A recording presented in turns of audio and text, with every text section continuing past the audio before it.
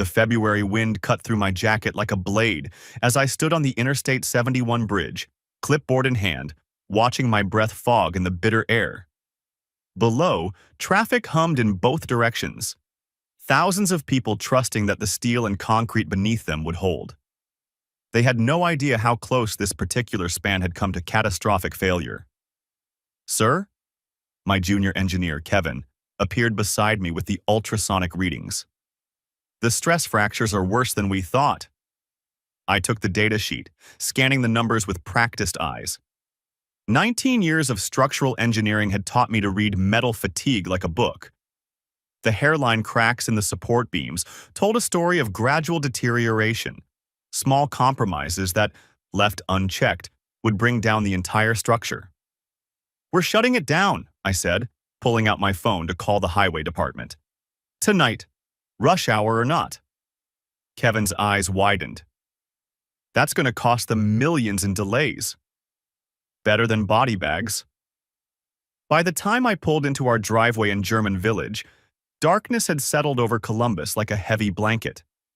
Our Victorian house glowed warm yellow through the winter trees, and I could see Rachel curled on the living room couch, laptop open, tea steaming beside her. I found her exactly where I'd expected, wrapped in her favorite cashmere throw, fingers dancing across the keyboard. She looked up when I entered, and that smile that had captured me 20 years ago spread across her face. "There's my bridge inspector," she said, closing the laptop. "Save any lives today?"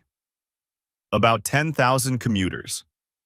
I dropped into the chair across from her, still feeling the wind's bite in my bones. "Caught a major fracture just before it went critical." "My hero." She set her mug down and studied me with those green eyes that still made my chest tight. "I closed the Peterson account today, 6 figures. The startup in Austin. Their whole remote team was imploding. Sexual harassment complaints, productivity nosedives, the works."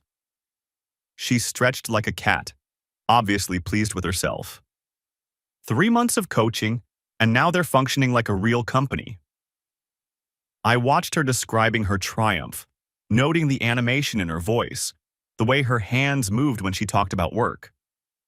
Rachel had built her HR consultancy from nothing, and after 5 years, she was pulling in more revenue than some mid-sized firms.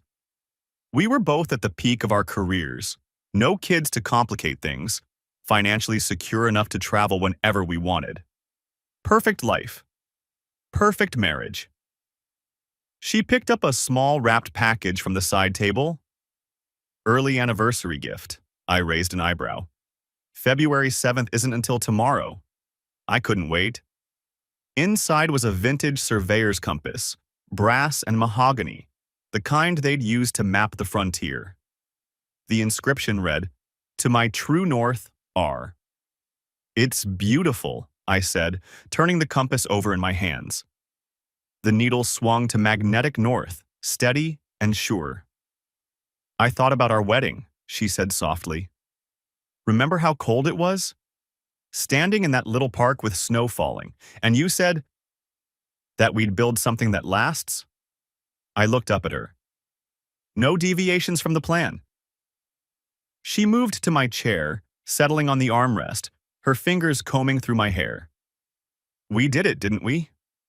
19 years and we're still perfectly aligned." Outside, a train whistle echoed in the distance. Rachel's head turned toward the sound, and for a moment, something flickered across her face. A restlessness I couldn't quite read. "What are you thinking about?" I asked. She blinked, refocusing on me. "Nothing. Just...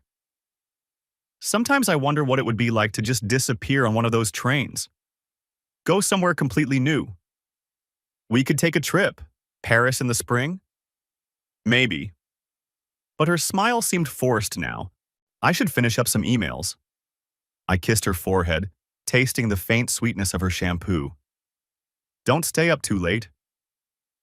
The next week blurred together in the familiar rhythm of our lives. I split my time between the office and field sites, double-checking calculations and managing the bridge closure that had every politician in Columbus screaming about traffic delays.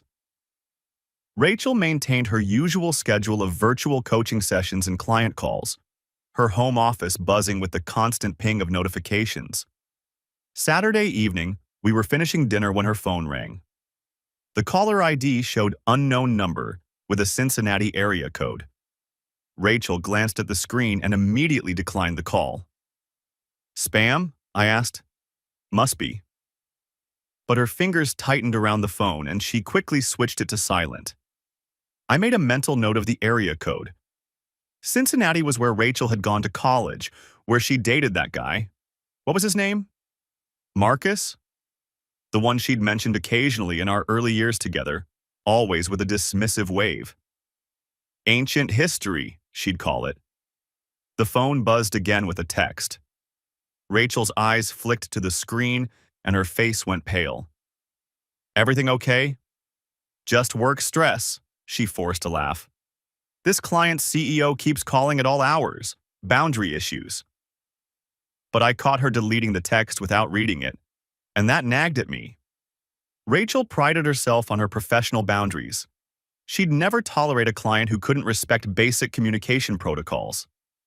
Later that night, we sat by the fireplace with wine, and the mood lifted.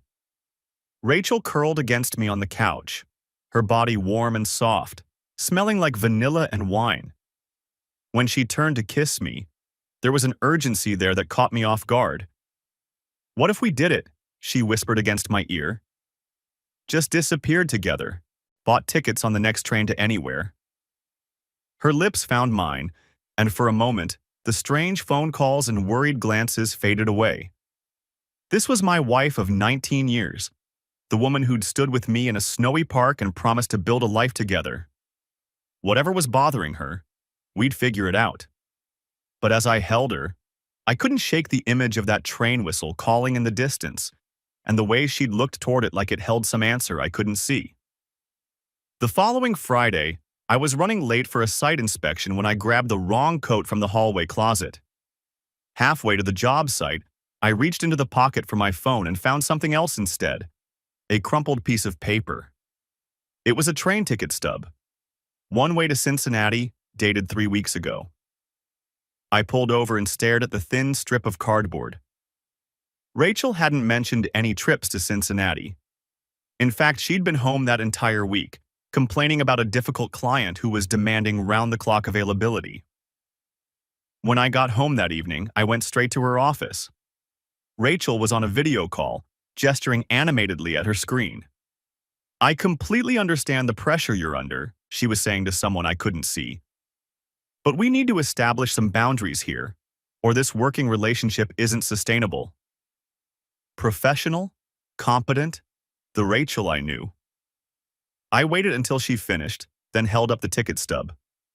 Her face went white. "Find any good errands in Cincinnati lately?" I asked. For a moment, she just stared at the paper like it might spontaneously combust. Then she shook her head. "I have no idea where that came from." "It was in your coat pocket." "That's impossible. I haven't been to Cincinnati in years." The lie hit me like cold water. Rachel was many things, but she'd never been a good liar.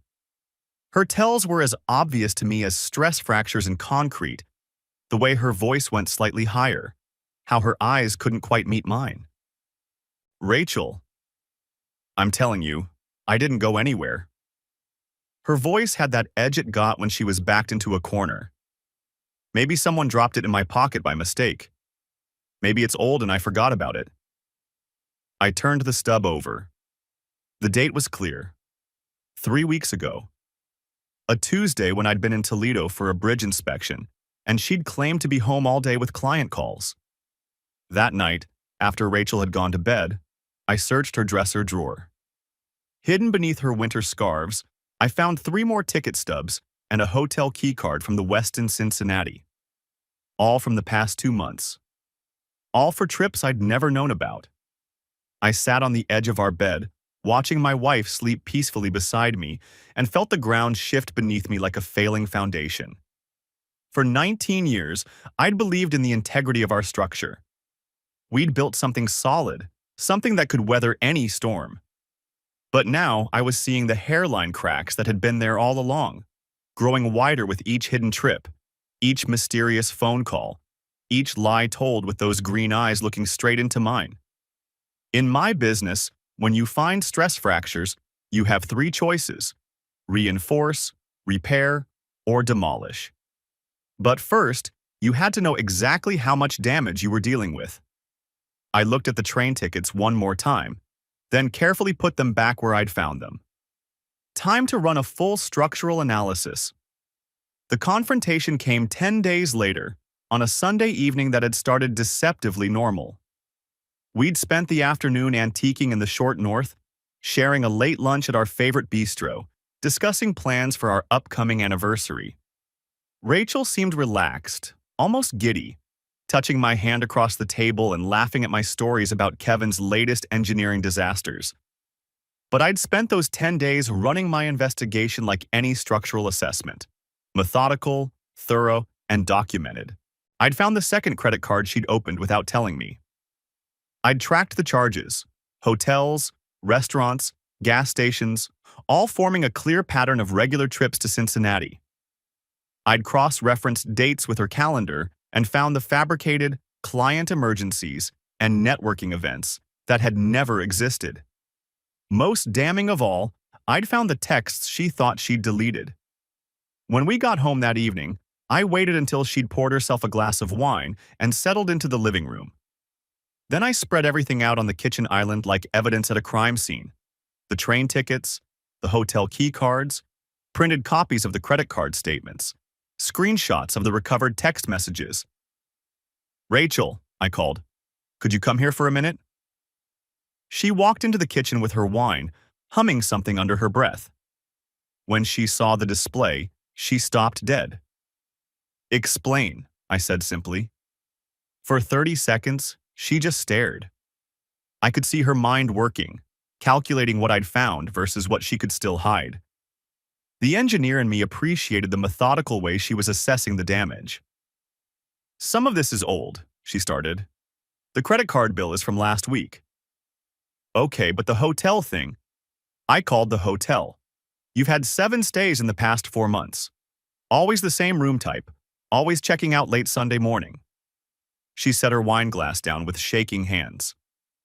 "Ethan, I can explain." "I'm listening." But instead of an explanation, she just stood there, opening and closing her mouth like she was drowning. So I helped her along. "Marcus Fletcher," I said. "Your college boyfriend, the one who's now VP of Strategic Development at Cincinnati Financial, the one who's been married for 12 years and has 3 kids." Her face crumpled.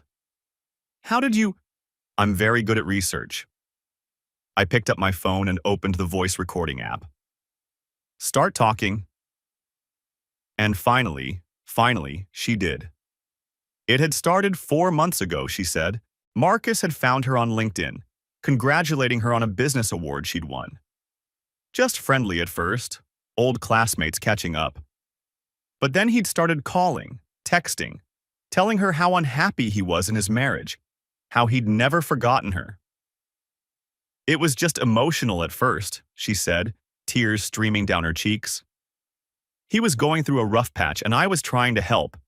You've been so busy with work and I felt disconnected." "When did it turn physical?" She flinched like I'd slapped her. "The 3rd time I went down there. We were just having dinner and he kissed me and I didn't stop him." "How many times did you sleep with him?" "Does it matter?" "It matters to me." She closed her eyes. 5 times.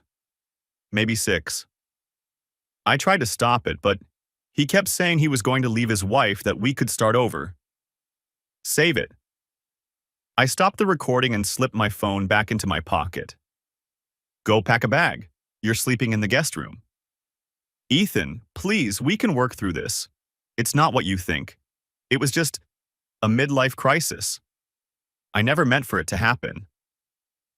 I looked at this woman I'd loved for nearly 2 decades, this stranger who'd been lying to my face for months while I kissed her goodnight and planned anniversary dinners, and felt something cold and final settle in my chest.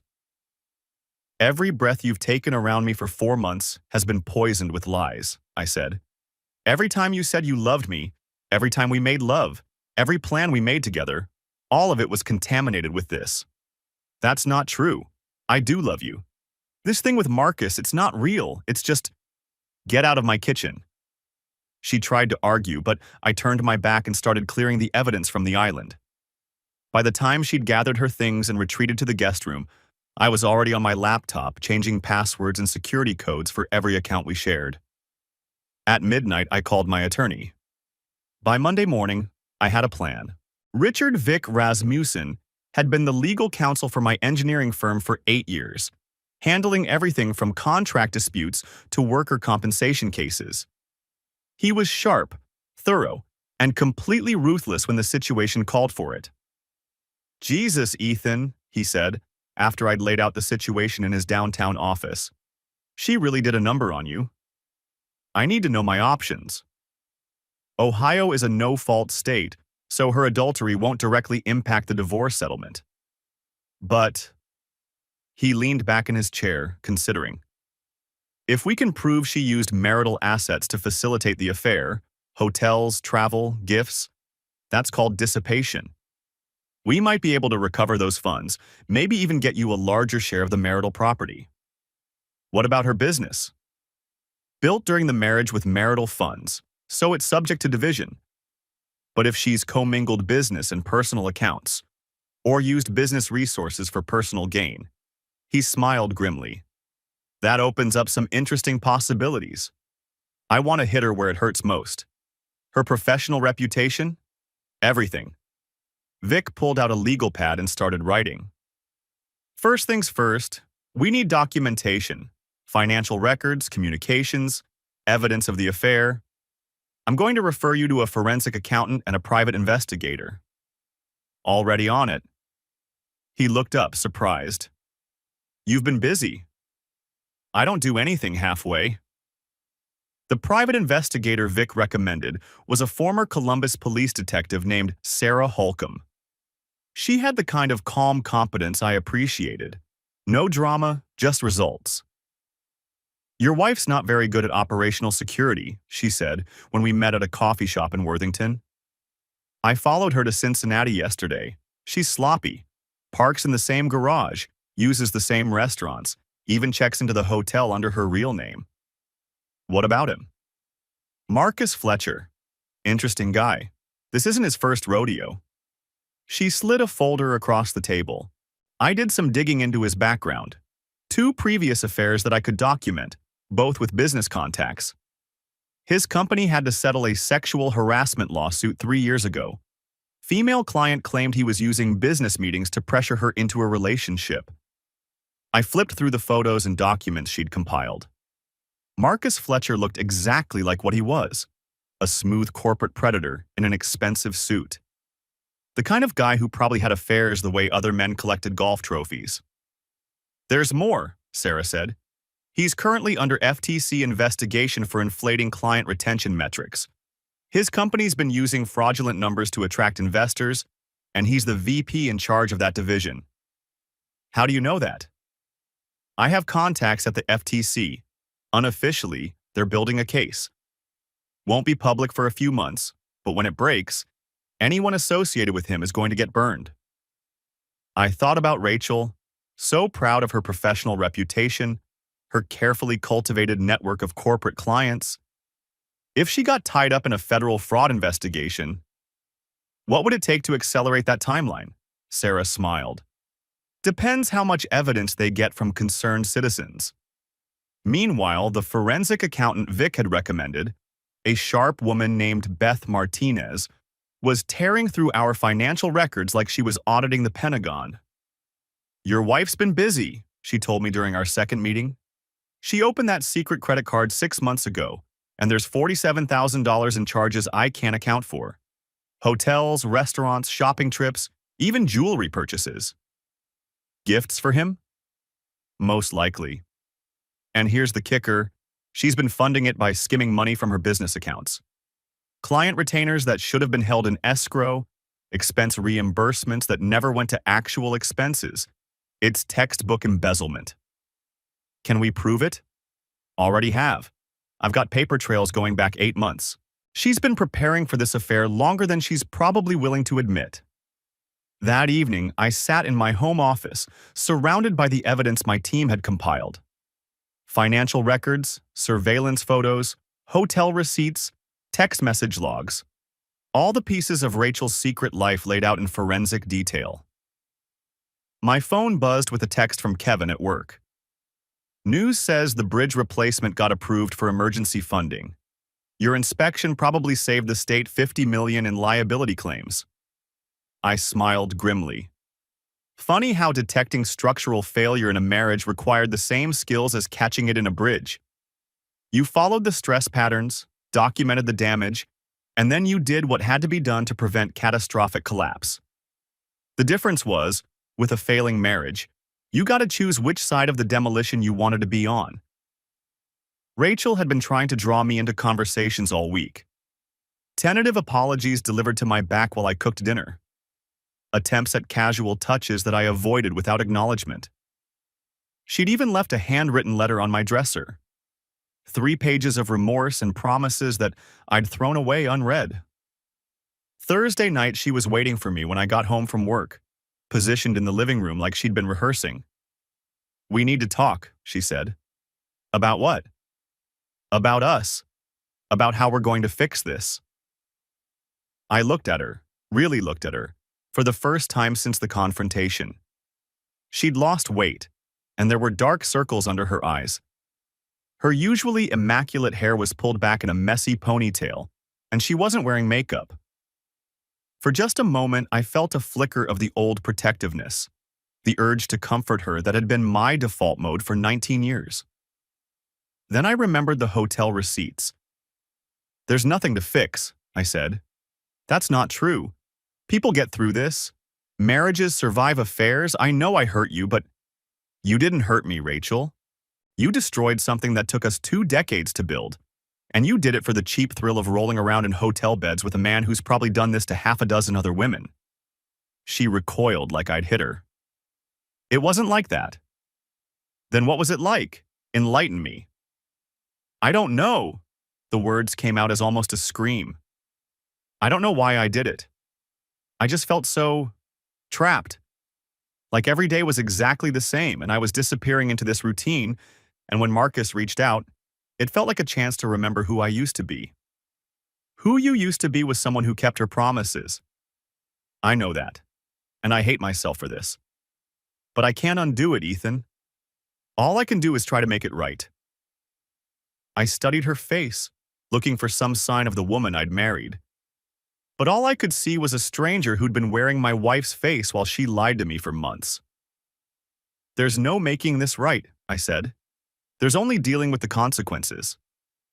She must have heard something final in my voice because her face went pale. "What are you saying?" "I'm saying you should call a lawyer." Friday morning, I was at my desk reviewing foundation specifications when my phone rang. The caller ID showed Rachel's number, but when I answered, I heard a man's voice. "Is this Ethan?" "Who's asking?"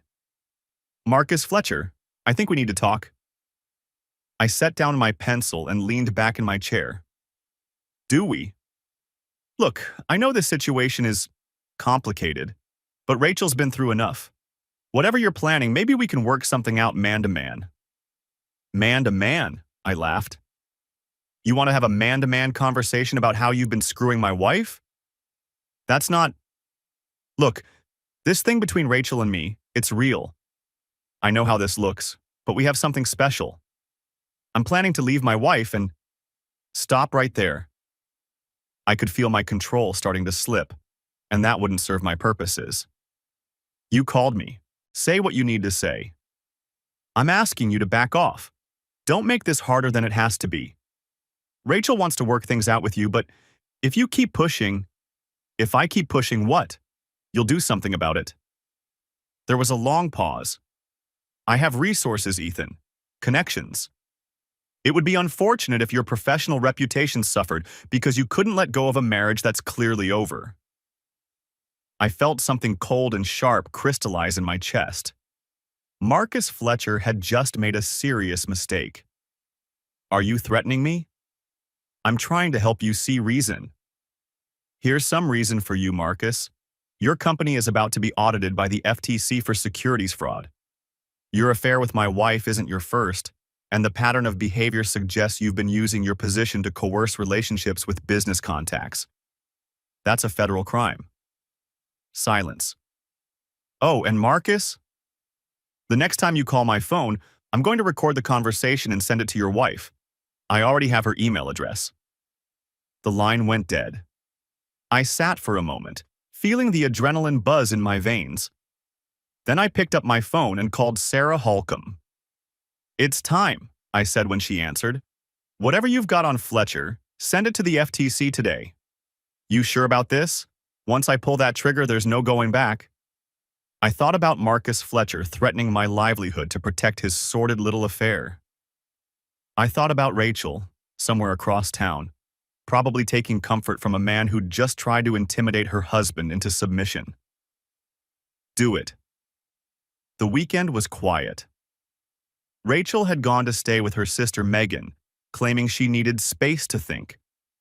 I spent Saturday morning in my workshop, building a bookshelf for my office with the kind of focused precision that always helped clear my head. Sunday afternoon, my phone rang. It was Megan. Ethan, can we talk? Megan had been Rachel's closest friend since college, her maid of honor at our wedding, the sister she'd never had. If anyone was going to take Rachel's side in this, it would be her. What's on your mind? I need to tell you something, but I need your word that it stays between us for now. That was unexpected. Okay. Rachel's been lying to you about a lot more than just the affair. I set down my coffee mug. I'm listening. She asked me to cover for her 6 months ago. Said she was having lunch with an old friend and didn't want you to worry about her dwelling on the past. I thought it was harmless, so I agreed to be her alibi if you asked. But it wasn't just lunch. No, and it wasn't just 6 months either. Megan's voice was tight with anger. I found her old diary yesterday while helping her pack some things. Ethan, she's been in contact with Marcus on and off for years. Not just recently, this has been going on since early in your marriage. The bookshelf I'd been assembling suddenly seemed very far away. How long? The earliest entry I could find was from 2010. She wrote about how she still thinks about what might have been, and how she sometimes looks up his social media just to see how he's doing. 2010. We'd been married 4 years. We were talking about buying our first house, planning trips to Europe, building the life I thought we both wanted. There's more, Megan continued. She wrote about feeling trapped in your marriage, about how you were too predictable, and how she sometimes fantasized about disappearing on a train to somewhere new. I remembered Rachel looking toward the train tracks that night, the wistful expression on her face when she talked about disappearing. It hadn't been a random thought. It had been a long-held fantasy. Why are you telling me this? Megan was quiet for a long moment. Because you deserve to know the truth, and because Rachel's been asking me to help her manage you through this crisis. She wants me to convince you that this was just a midlife mistake, that she's learned her lesson. But you don't believe that. I think she's been lying for so long that she believes her own lies now. And I think if you take her back, it's only a matter of time before she does this again. After Megan hung up, I sat in my workshop for a long time, thinking about 19 years of marriage.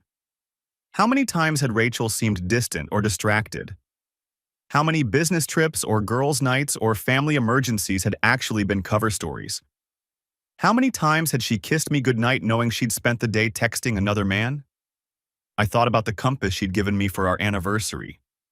To my true north. Even that had been a lie. By Monday morning, I was past anger. Anger was messy, emotional, prone to mistakes. What I felt now was something colder and more useful, a crystalline clarity about what needed to be done. I called Vic and told him to file the divorce papers. Then I called Sarah Holcomb. I need you to document everything, every trip, Every meeting, every hotel stay. I want a complete timeline going back as far as you can trace. What's your endgame here? Total destruction. The first domino fell on Tuesday. I got a call from Sarah while I was reviewing stress calculations for a highway overpass. The FTC moved fast, she said. They raided Fletcher's office this morning, seized computers, financial records, the works. How do you know? I have a contact at Cincinnati Financial. Word is already spreading through the company that Marcus is radioactive. Anyone associated with his division is being transferred or put on administrative leave pending the investigation. What about Rachel? She's not directly employed by them, so she won't be caught in the immediate blast. But if they find evidence that she was involved in the fraudulent metrics, client testimonials, fake case studies, anything like that, she could be looking at criminal charges. Exactly. And even if she's clean on the fraud side, being linked to a federal investigation is going to destroy her professional reputation. I thought about Rachel's carefully cultivated network of corporate clients, the speaking engagements and industry awards she was so proud of. In the HR world, trust was everything. One whiff of scandal, and her business would collapse overnight. There's something else, Sarah said. Marcus tried to contact your wife yesterday. Multiple calls and texts. She's not answering. Smart of her. Maybe, or maybe she's panicking and about to do something stupid. When I got home that evening, I found Rachel waiting in the kitchen. She looked terrible, pale, shaking, like she'd been crying for hours. Did you know? She asked without preamble. Know what? About the investigation. About Marcus being arrested. Arrested? I raised an eyebrow. That's news to me. What investigation? She stared at me with something like horror. Don't play games, Ethan. This is serious. They think Marcus was involved in some kind of fraud, and they're investigating everyone connected to him. That's unfortunate. Unfortunate? Her voice cracked. My name is going to be dragged into this. My business, my reputation. Everything I've built is going to be destroyed because I trusted the wrong person. I looked at her with genuine curiosity. Even now, faced with the consequences of her choices, she was casting herself as the victim. Not the woman who'd betrayed her marriage, but someone who'd been misled by a manipulative man. You know what's interesting? I said. You're more upset about your business than you are about our marriage. That's not true. Isn't it? When I confronted you about the affair, you asked if we could work through it. But now that your career is threatened, you're falling apart. She slumped into a chair, covering her face with her hands. I know how this looks. But you have to believe me. I had no idea Marcus was doing anything illegal. I never helped him with his work. I never gave him any information about my clients or… Relax, I said. I believe you. She looked up, hope flickering in her eyes. You do? I think you're too self-absorbed to have noticed if he was committing fraud. You were too busy playing out your romantic fantasy to pay attention to the details. The hope died. Why are you being so cruel? I'm being honest. For the first time in months, we're both being completely honest.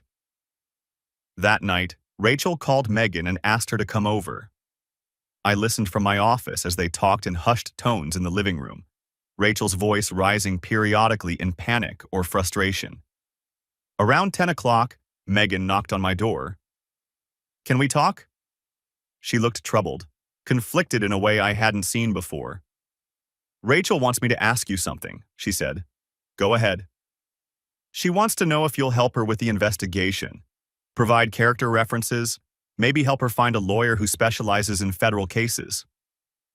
I studied Megan's face. What did you tell her? I told her she should ask you herself. But she sent you instead. She's scared of you right now. She thinks you hate her. I don't hate her, I said truthfully. I just don't care what happens to her anymore. Megan flinched. That's almost worse, isn't it? For her, probably. Ethan.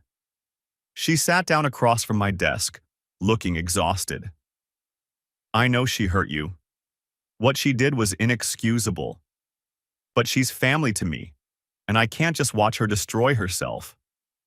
She destroyed herself when she chose to lie for 10 years about still being in love with another man. Megan's eyes widened. 10 years? Did she not mention that part? The diary entries going back to 2010? She said it was recent, a midlife crisis that got out of hand. I opened my desk drawer and pulled out copies of the pages Megan had found. Vic had advised me to document everything, and Megan had been willing to provide copies in exchange for my promise not to use them publicly unless absolutely necessary. Read them yourself. Megan took the papers with shaking hands. I watched her face as she scanned the entries. Years of Rachel fantasizing about her lost love, complaining about her boring marriage, dreaming about running away to a more exciting life. When she finished, Megan set the papers down and closed her eyes. "I'm sorry," she said quietly. "I had no idea it was this bad. Now you understand why I'm not interested in character references. What are you going to do?"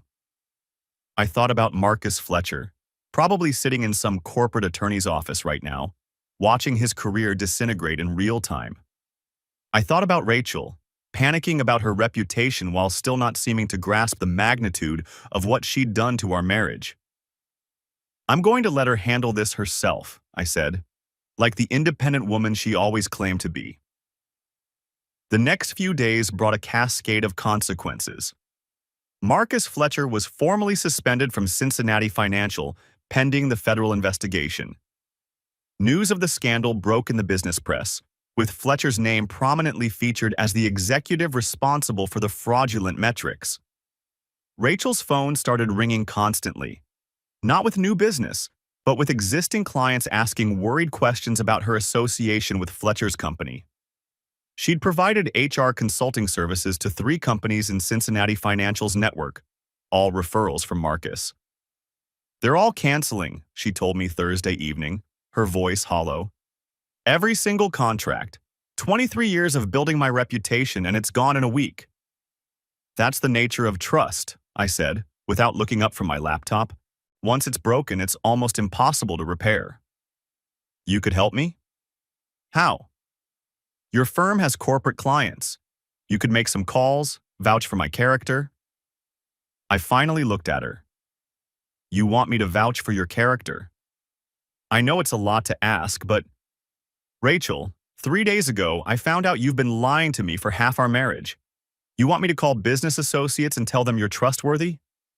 She started crying again. It was becoming a regular occurrence, these sudden emotional breakdowns that seemed designed to elicit sympathy. "I made mistakes," she sobbed, "but I'm still a good consultant. My work speaks for itself. Your work is tied to your reputation, and your reputation is tied to your integrity. You don't get to compartmentalize this. So you're just going to let me lose everything? You lost everything when you decided to have an affair. I'm just not going to help you pretend otherwise." "Friday afternoon," Vic called with an update. "The forensic accountant finished her analysis," he said. "Your wife embezzled $73,000 from her business accounts to fund the affair. Hotels, jewelry, travel, even a weekend in the Bahamas you probably don't know about." "The Bahamas?" "Last month. Told you she was at a conference in Cleveland." I thought back to February, trying to remember. Rachel had come home from that conference with a slight tan, which she'd explained as coming from the hotel's indoor pool. I'd never questioned it. "What are our options?" "Well, technically it's her business, so embezzlement might be a stretch. But she used marital assets to start that business, and she's been commingling business and personal expenses for years. We can make a strong case that the entire business is marital property, which means half of it is yours, including the half she stole to fund her affair." "What's the business worth?" "After this scandal, not much. But before the Fletcher connection became public, she was averaging about $200,000 a year in revenue. Subtract expenses and taxes, and you're looking at maybe 60,000 in annual profit. So I could claim 30,000 a year, or we could liquidate the business entirely and split the proceeds. Given that her client base has evaporated, liquidation might be the more realistic option. I thought about Rachel upstairs, probably making desperate phone calls to potential clients who would never trust her again. Her life's work, reduced to a balance sheet in a divorce settlement. Do it, I said. File for liquidation of the business as a marital asset. Ethan, are you sure? This is going to destroy what's left of her career. Her career was already destroyed when she chose to get involved with a federal criminal. I'm just making sure I don't get caught in the collapse. That evening, Rachel was waiting for me in the living room with a bottle of wine and Chinese takeout from our favorite restaurant. I thought maybe we could talk, she said. Really talk. About what happens next. I looked at the scene she'd set. Candles lit, our wedding photo prominently displayed on the coffee table, soft music playing in the background. It was like a production designed to evoke better times. What did you want to discuss? Us. Our future. She poured 2 glasses of wine and offered me one.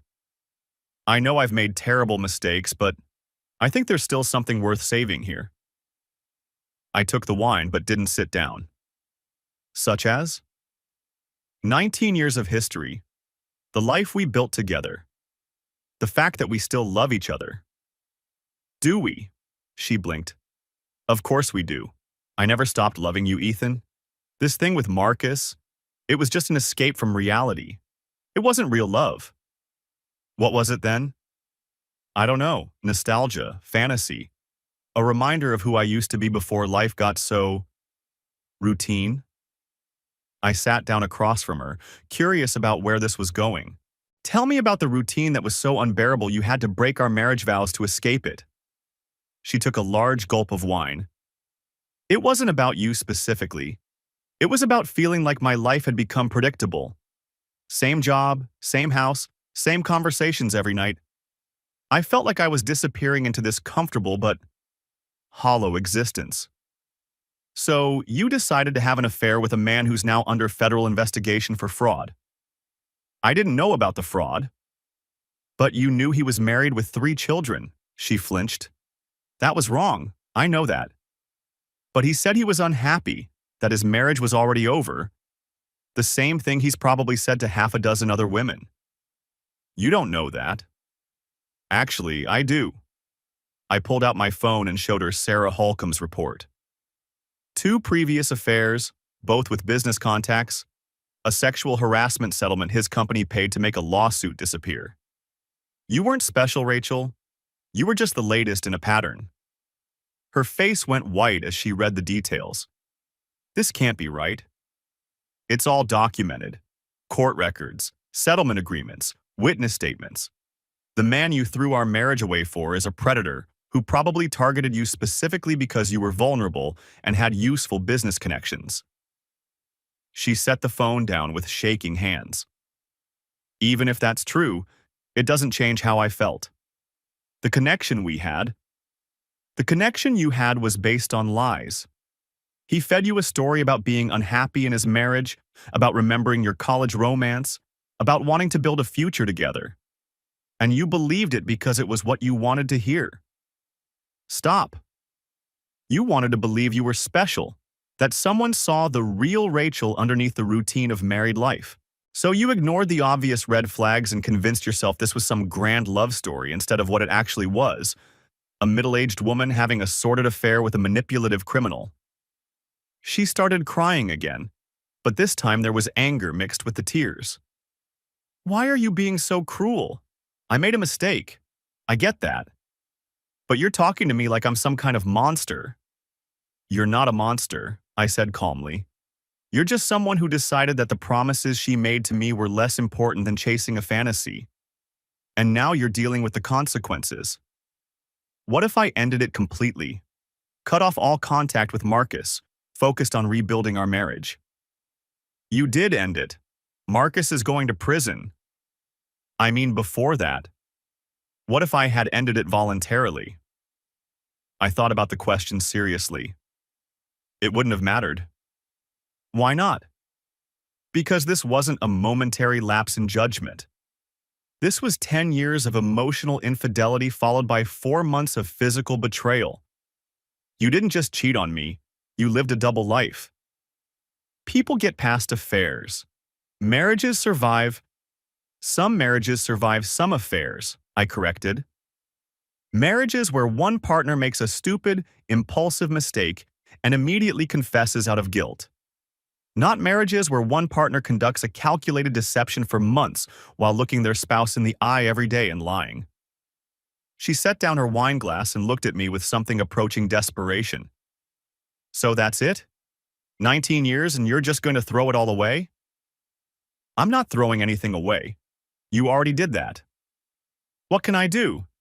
Tell me what I can do to fix this. I considered the question. Nothing. There has to be something. You could invent a time machine and undo the past 10 years. But short of that, there's nothing you can do to make me trust you again. She stared at me like I was speaking a foreign language. So you're just going to divorce me? I've already filed the papers. The color drained from her face. When? Monday. You filed for divorce without telling me? You had an affair without telling me? I figured turnabout was fair play. She stood up abruptly, knocking over her wine glass. Red liquid spread across the white coffee table like blood. You calculated, cold-hearted son of a… Careful, I said mildly. Anything you say in anger might end up in a court filing. She stared at me for a long moment, her chest rising and falling rapidly. Then she turned and ran upstairs. A few minutes later, I heard her on the phone with Megan, her voice muffled by the bedroom door but still audible. I cleaned up the spilled wine and put the Chinese food in the refrigerator.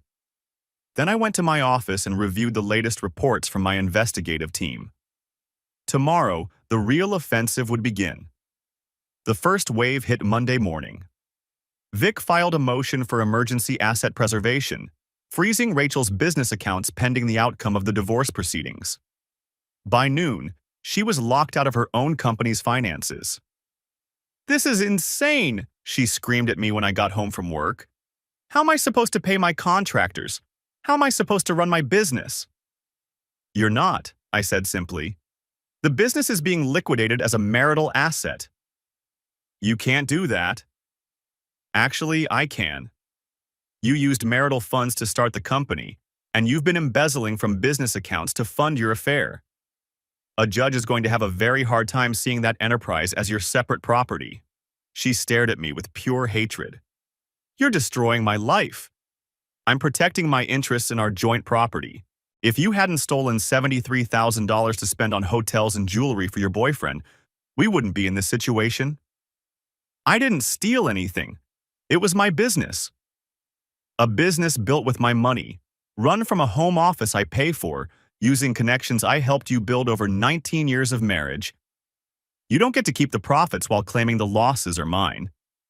She tried to argue, but I walked past her to my office. I had work to do. Tuesday brought the second wave.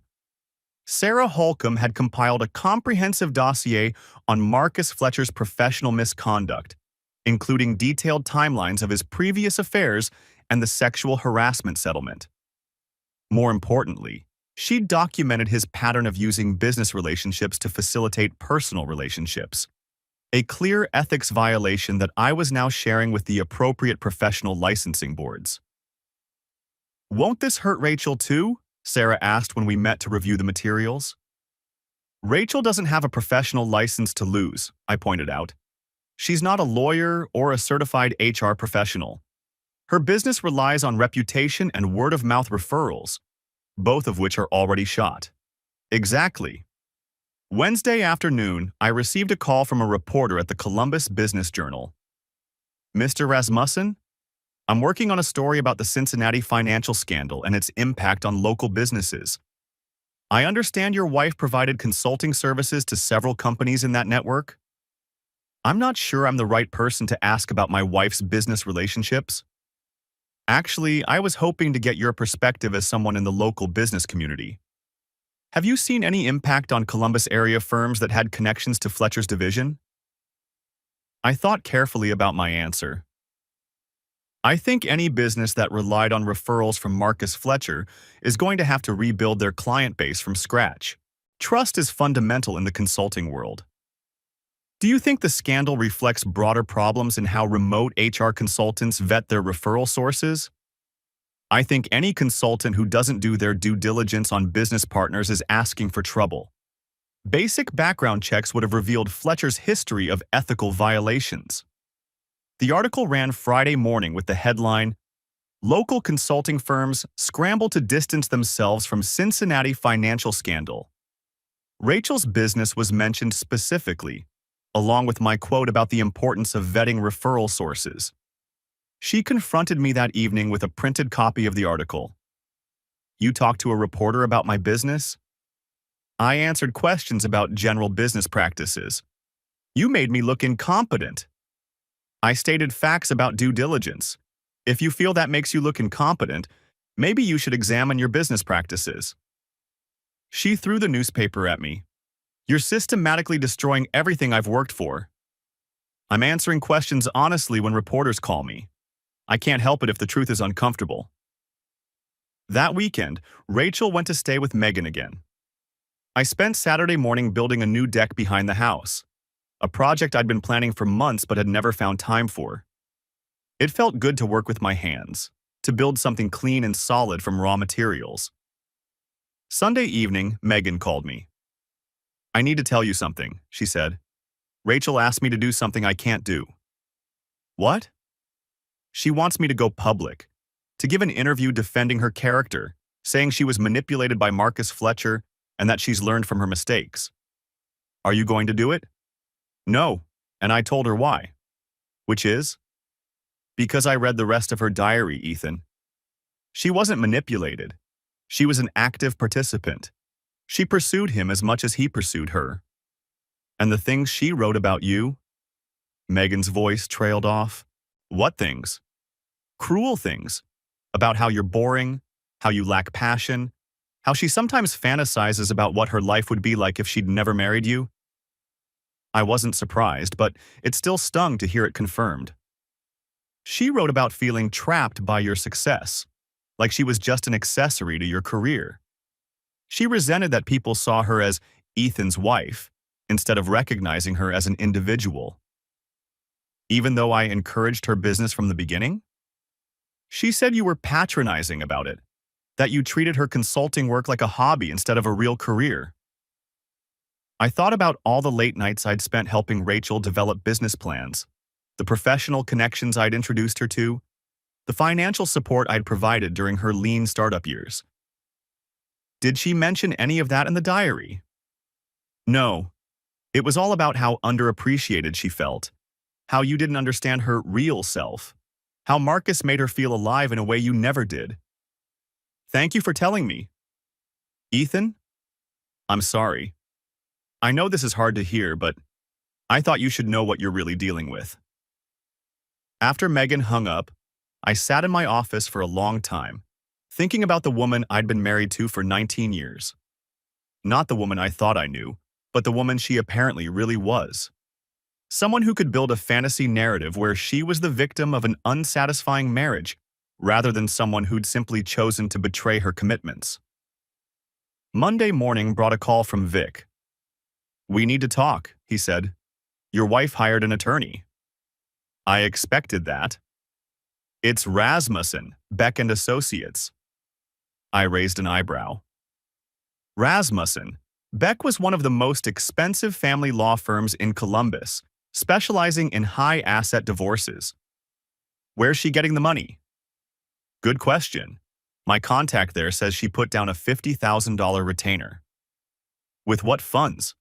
"I froze her business accounts." "That's what I intend to find out. Can you meet me this afternoon?" At Vic's office, I found him reviewing a stack of legal documents with Beth Martinez, the forensic accountant. "Your wife's been busy," Beth said without preamble.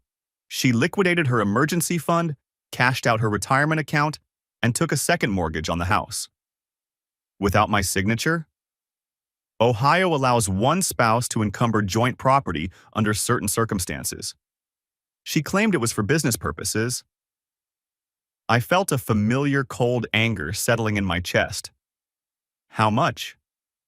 120,000 total. The retirement account penalty alone cost her 30 grand. So she's willing to destroy our joint assets to fund her legal defense. Gets worse, Vic said. Rasmussen, Beck is known for scorched earth tactics. They're going to try to drag this out, run up legal costs, and make your life as miserable as possible. Can they? Depends how much money she's willing to spend. But yeah, they can make this very expensive and very public if they want to. I thought about Rachel, probably sitting in some mahogany-paneled conference room right now, spinning her story for a team of expensive lawyers. Poor victimized wife, manipulated by a predatory man, now being punished by a vindictive husband who couldn't forgive one mistake. What's our counter-strategy? Vic smiled grimly. We accelerate the timeline, force them to respond to our motions before they can build their narrative. How? We're filing for emergency dissolution based on financial misconduct. The embezzlement, the secret credit cards, the affair-related expenses. We're going to argue that she's actively dissipating marital assets and can't be trusted with joint property. How long will that take? If we can get an emergency hearing, maybe 2 weeks. Do it. Wednesday evening, I was reviewing structural plans for a new shopping center when my phone rang. The caller ID showed Marcus Fletcher's number. You son of a bitch, he said without preamble. Marcus, I heard you were having some legal troubles. You know damn well what you did. The FTC raid, the professional licensing complaints, all of it traces back to you. I'm not sure what you're talking about. Don't play innocent. You destroyed my career to get revenge for your failed marriage. Your career was destroyed by your own criminal conduct. I just made sure the right people knew about it. You have no idea what you've started. I've got lawyers working on this, and when they're done, you're going to wish you'd minded your own business. Funny thing about lawyers, I said. They're expensive, and from what I hear, your assets have been frozen pending the federal investigation. How exactly are you planning to pay for this legal war you're threatening? Silence. Here's some free advice, Marcus. You should focus on not going to prison rather than making empty threats against the people who exposed your crimes. This isn't over. Actually, it is. You're done. Your company is going to fire you to avoid liability. Your wife is going to divorce you to protect her assets, and Rachel is going to testify against you if it helps her avoid prosecution. Rachel would never. Rachel will do whatever serves Rachel. Surely you figured that out during your affair with a married woman. I hung up and blocked his number. Friday morning brought the news I'd been waiting for. Sarah Holcomb called with an update on the FTC investigation. They're moving to criminal charges, she said. Fletcher's looking at wire fraud, securities fraud, and conspiracy. The U.S. Attorney's Office is going to announce the indictments next week. What about Rachel? She's in the clear on the criminal side, but the civil investigation is going to drag on for months, and anyone associated with Fletcher's operation is going to be under scrutiny. Meaning? Meaning her business is finished. Even if she wins the divorce and keeps her company, no legitimate corporation is going to risk hiring someone connected to a federal fraud case. I felt a grim satisfaction. Rachel had made her choice. She'd chosen Marcus Fletcher over our marriage. Now she could live with the consequences of that choice. The following Monday, Rachel's attorney filed a motion that made me laugh out loud. They're claiming emotional distress, Vic told me over the phone. They want damages for the mental anguish you've caused by exposing her affair. They want me to pay her for catching her cheating? It's a Hail Mary play. They know they're losing on the financial issues, so they're trying to muddy the waters with claims that you've been vindictive and abusive. What's their evidence? Your systematic campaign to destroy her reputation and livelihood. They're arguing that you went beyond protecting your interests and actively sabotaged her career out of spite. I thought about this accusation. Was it true? Had I gone beyond what was necessary to protect myself? Probably. Did I care? Not even a little. What's our response? Truth. Everything you did was a direct response to her misconduct. She embezzled money to fund an affair, and you took steps to protect your financial interests. She associated with a federal criminal, and you made sure the appropriate authorities were aware of relevant information. And if the judge thinks I was vindictive? Then we argue that some vindictiveness is reasonable when your spouse of 19 years betrays you with a criminal and steals your money to pay for hotel rooms. The emergency dissolution hearing was scheduled for Thursday morning in Judge Patricia Hendricks' courtroom. I'd appeared before Judge Hendricks on construction disputes before. She was smart, no-nonsense, and notoriously impatient with lawyers who wasted her time.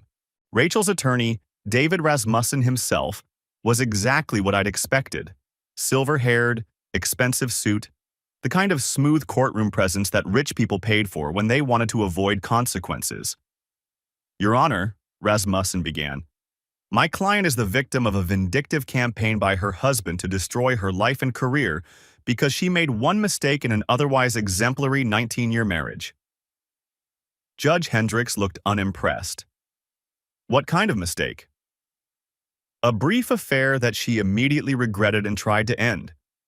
Instead of attempting reconciliation, Mr. Rasmussen embarked on a systematic effort to destroy her business and professional reputation. By doing what? Rasmussen launched into a detailed recitation of my crimes, hiring investigators, sharing information with federal authorities, speaking to reporters, filing for asset freezes.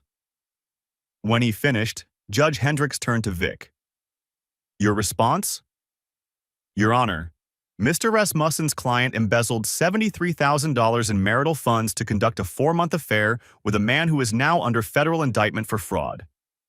Everything my client did was designed to protect his financial interests and ensure that relevant authorities had access to information about potential criminal conduct. What about the business liquidation? The business was built with marital funds and is therefore marital property. Mrs. Rasmussen cannot simultaneously claim it as her separate asset while using marital funds to operate it.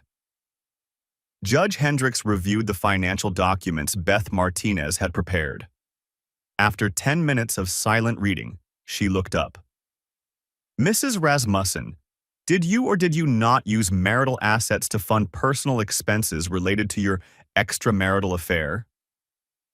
Rachel's attorney whispered something to her, but she shook her head and stood up. Your Honor, I made mistakes. I know that. But my husband is trying to punish me by destroying everything I've worked for. That wasn't the question. Did you use marital money to pay for hotels, travel, and other expenses related to your affair? Rachel looked like she was about to cry. Yes, but no buts. Yes or no? Yes. And did you open credit accounts without your husband's knowledge to facilitate this spending? Yes. And did you lie to your husband about your whereabouts while conducting this affair? Yes, but Your Honor, people make mistakes. That doesn't mean— Judge Hendricks held up a hand. Mrs. Rasmussen, you've admitted to financial misconduct, deception, and breach of fiduciary duty to your spouse. The fact that you call these things mistakes doesn't change their legal significance. She turned to Rasmussen. Counselor, your client has admitted to the core allegations in the petition. On what basis should I deny emergency asset protection? Rasmussen tried to argue about proportionality and vindictiveness, but Judge Hendricks cut him off. I'm granting the petition for emergency dissolution. The business assets are frozen pending final resolution. Mrs. Rasmussen, you have 30 days to provide a complete accounting of all expenditures related to your affair, and you're ordered to reimburse the marital estate for those funds. Rachel burst into tears. Furthermore, Judge Hendricks continued, any future dissipation of marital assets will result in contempt charges. Mr. Rasmussen, your client's financial conduct has been reckless and potentially criminal. I suggest you advise her accordingly. Outside the courthouse, Rachel confronted me on the steps. "Are you happy now?" she screamed. "Is this what you wanted? To see me humiliated?" I wanted to protect my assets from further theft. "It wasn't theft. It was my business. A business you built with my money while lying to my face for 4 months. You could have been reasonable. We could have worked this out privately. We could have, if you'd been honest from the beginning. But you chose to hire expensive lawyers and fight me instead of accepting responsibility." Her face was red with anger and tears. "What happens now?" "Now you pay me back the $73,000 you stole, and we divide what's left of our assets. And if I can't pay it back, then you'll owe me that money until you can." She stared at me for a long moment, and I could see her finally beginning to understand the magnitude of what she'd lost. 19 years, she said quietly. 19 years, I agreed. All destroyed because you couldn't keep a promise. I walked away and left her standing on the courthouse steps. The final chapter began 2 weeks later with a phone call from Megan. "You need to see this," she said. She sent me a link to a podcast called Corporate Confessions. The episode was titled, "How I Lost Everything to a Federal Fraud Investigation." Rachel's voice filled my office as I listened to her tell her story. But it wasn't the story I'd lived through. In Rachel's version, she was a successful businesswoman who'd been manipulated by a charming sociopath into a brief, emotional affair. She'd tried to end it multiple times, but Marcus Fletcher had threatened her career if she cut contact. When she'd finally found the courage to confess to her husband, he'd vindictively destroyed her life out of spite, using his professional connections to sabotage her business and her reputation. "I made a mistake," she said in the podcast. "I trusted the wrong person, and I let my emotions cloud my judgment. But I never deserved to have my entire life destroyed because of it."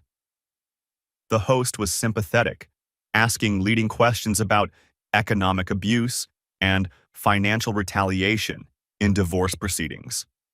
Rachel painted herself as a victim of both her manipulative lover and her vindictive husband. But then, toward the end of the interview, someone else joined the conversation. "This is Megan Thompson," the host said, "Rachel's former sister-in-law and best friend. Megan, you have a different perspective on these events?" "I do." Megan's voice was steady, matter of fact. "I've known Rachel for 20 years and I love her like a sister. But the story she just told isn't what actually happened." The temperature in the podcast seemed to drop 10 degrees. "Rachel wasn't manipulated into this affair," Megan continued. "She pursued it actively for months. She asked me to lie to her husband to cover her tracks. And this wasn't a brief emotional connection. She's been fantasizing about this man for years." "That's not true," Rachel protested, but her voice had lost its confident tone. "I have her diary, Rachel. I've read the entries going back to 2010. You wrote about feeling trapped in your marriage, about wishing you'd never gotten married, about wanting to escape with Marcus to a more exciting life." "Megan, please." "You wrote about your husband like he was a burden you couldn't wait to shed. You called him boring, predictable, passionless. And when you finally got caught, you immediately started planning how to manage him through the divorce to minimize the damage to yourself." The host tried to interrupt, but Megan wasn't finished. "Rachel lost her business because she was associated with a federal criminal, not because her husband was vindictive. She lost her marriage because she betrayed it deliberately and systematically, not because she made one mistake. And now she's trying to rewrite history to avoid taking responsibility for her choices." There was a long silence. Then Rachel's voice, smaller now. "Megan, how could you do this to me?" "Because someone needs to tell the truth, and because Ethan deserved better than what you gave him." I turned off the podcast and sat in my office for a long time, feeling something like closure settling in my chest. The divorce was finalized 6 weeks later. Rachel got the house, along with the second mortgage she'd taken out to pay her lawyers, I got most of the financial assets and retirement accounts, minus the money she owed me for affair-related expenses. Her business was officially liquidated, with the proceeds split between us. After legal fees and debts, her half came to about $12,000. Marcus Fletcher was sentenced to 4 years in federal prison and ordered to pay $2 million in restitution. His wife divorced him and moved to California with their children. Rachel tried to restart her consulting business under a new name, but the podcast and the fraud association had made her toxic to corporate clients. Last I heard, she was working for a temp agency doing basic HR administration for small businesses. 3 months after the divorce was final, I was inspecting a bridge replacement project on the outskirts of Columbus when my phone rang. It was an unknown number, but I recognized the voice immediately. "Ethan, it's me." "Rachel. I know I probably shouldn't be calling, but I needed to tell you something." I waited. "I'm sorry," she said quietly. "For all of it. For the affair, for the lies, for trying to blame you for the consequences. You didn't deserve any of that." "No, I didn't. I know it doesn't change anything, but I wanted you to know that I understand now. What I did to our marriage, to you, it was unforgivable." "Yes, it was. Do you think—" Her voice broke slightly. "Do you think you'll ever be able to forgive me? Not now, maybe, but someday?" I looked out at the bridge construction, watching workers lay the foundation for a span that would carry traffic safely for the next 50 years. Good engineering was about building things that lasted, that could weather any stress without failing. "No," I said finally. "I don't think I will." She was quiet for a long moment. "I understand." "Rachel?" "Yes?" "Don't call me again." I hung up and blocked her number. 6 months later, I was dating someone new, a structural engineer from Cincinnati who understood the importance of solid foundations and honest construction. We took things slowly, building trust one conversation at a time. I sold the house in German Village and bought a smaller place near the river, with clean lines and no hidden compartments for secrets. I kept the surveyor's compass Rachel had given me, not out of sentimentality, but as a reminder that some gifts come with hidden costs. The bridge I'd saved from collapse was reopened the following spring, reinforced and redesigned to handle whatever stresses the future might bring. I attended the dedication ceremony and watched thousands of cars pass safely over the steel and concrete I'd helped engineer. That night, I burned the last reminders of my marriage: photos, letters, the diary pages Megan had copied for evidence. I watched 19 years of history turn to ash in my backyard fire pit, feeling lighter with each flame. Some structures, once they've suffered critical damage, can't be repaired. The safest option is controlled demolition and a fresh start on solid ground. I had learned to design things that last. Rachel had blown the bridge. Now I was building something new,